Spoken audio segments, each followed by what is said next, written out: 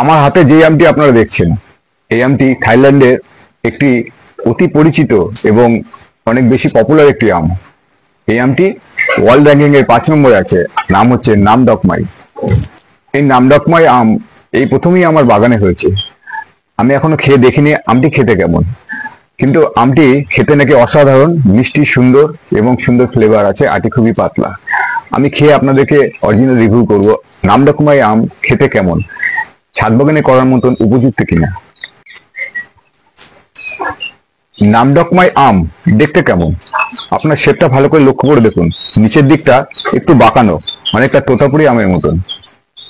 এটা পাকলে হলুদ হয়ে যায়। নামডকমাই আম খেতে কেমন আমি আপনাদেরকে খেয়ে রিভিউ করছি, বলছি আমটি খেতে কেমন।